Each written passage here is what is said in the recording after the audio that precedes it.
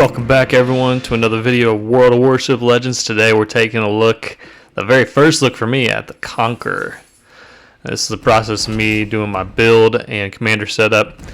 There in slot 1, go with aiming systems mod 1, take the prop mod in slot 2.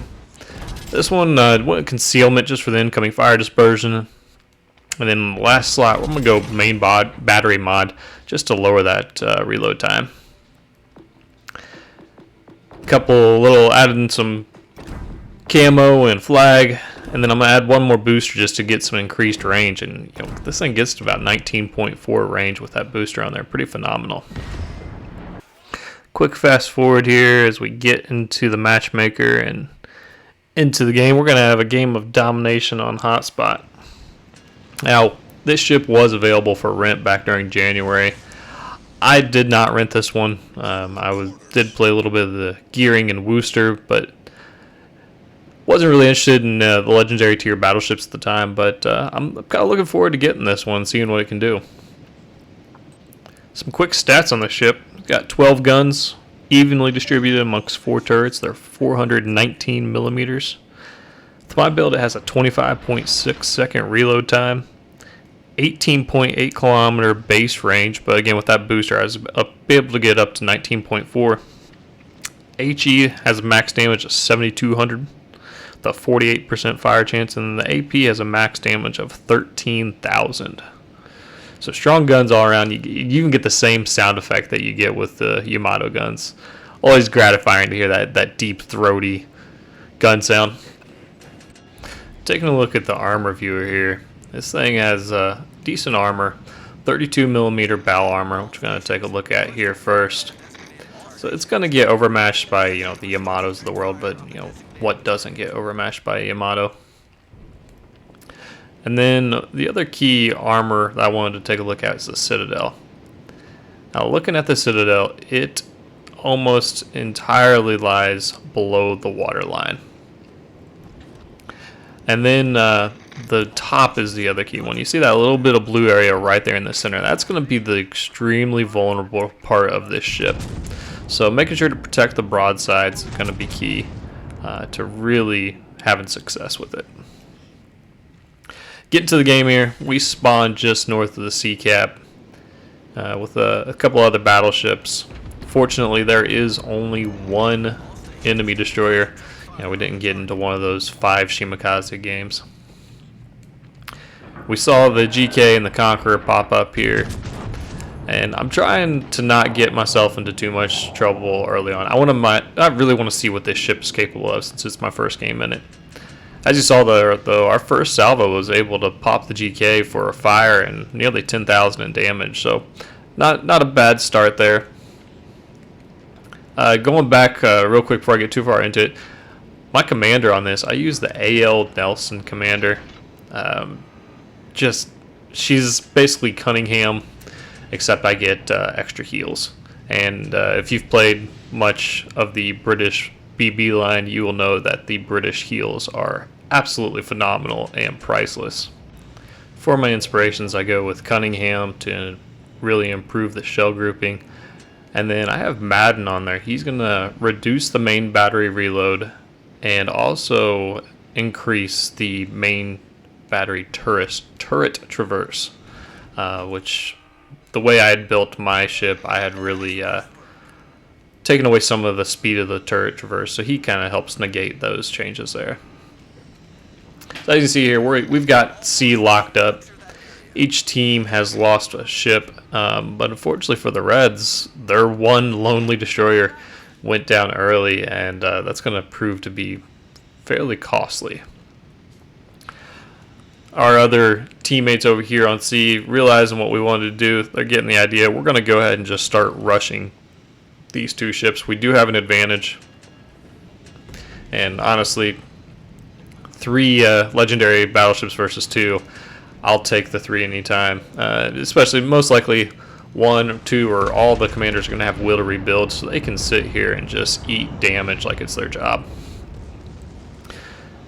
As we're swinging those guns around, you can see those back 2 turrets. They are just crawling around. So I might have to go back and adjust my build a little bit to fix that, because that is a little bit too slow. If I get into an encounter with a destroyer, you know, under 8 kilometers where they're rushing me, I'm going to be in some big trouble. Between the terrible turret traverse and the terrible rudder shift, the ability to get guns turned where I need them in a hurry is very, very limited. As you can see, I still have HE loaded. That was mainly because one of the things I heard about this ship is that it was a great HE ship during the test event. So I'm going to go ahead and just keep it loaded, seeing what it's capable of. Now, in this engagement here with the GK, you can see I'm making sure to keep the bow kind of pointed at him, angled slightly. I definitely don't want to go broadside. His guns could absolutely go through that side armor and start citadeling me. You also see the secondary battery starting to go off. The secondaries on this ship, they do have a 5.9 kilometer range with my build. So nothing special, but you could absolutely spec your commanders and your ship modules out to get that extended a little bit further out. So here, wanting to keep an eye on the enemy Conqueror, make sure that we're not giving up broadside to either of these ships.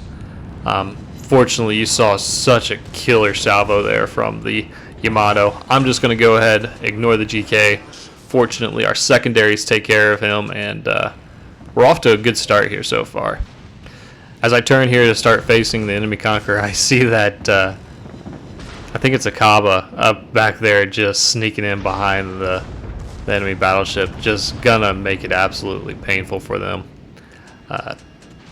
Thanks to the enemy destroyer for coming over and spotting. That was huge.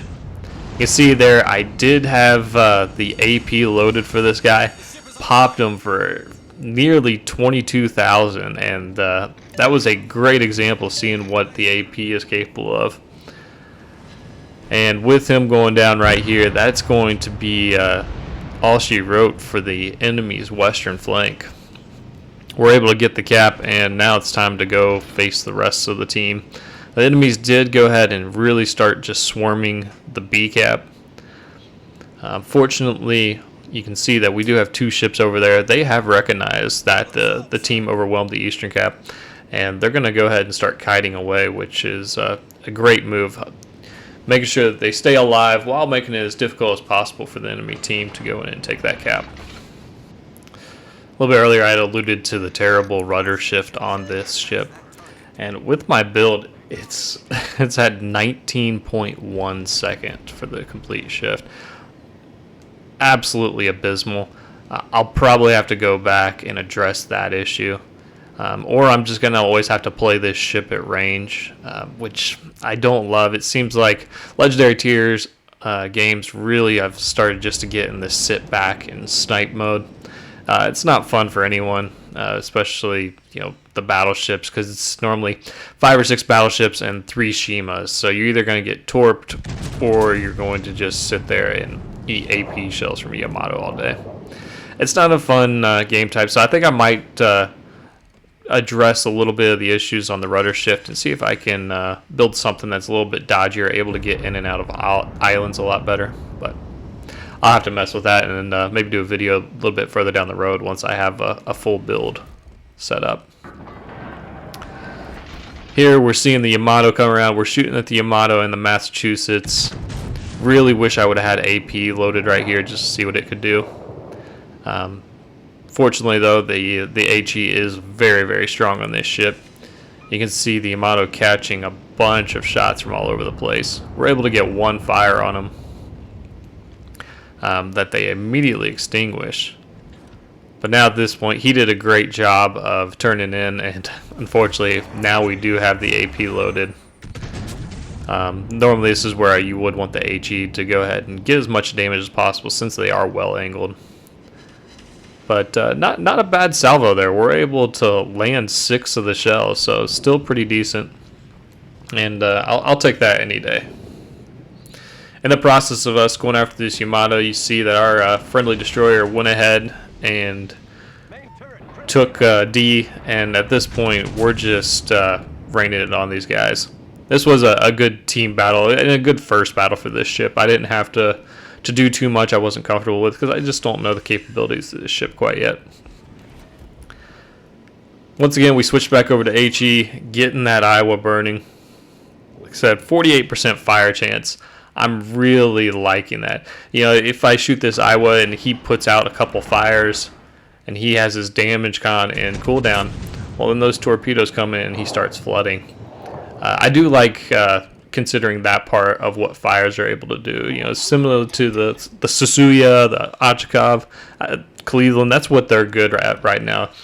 Getting ships to burn their damage cons and then have to either deal with permafires or deal with flooding.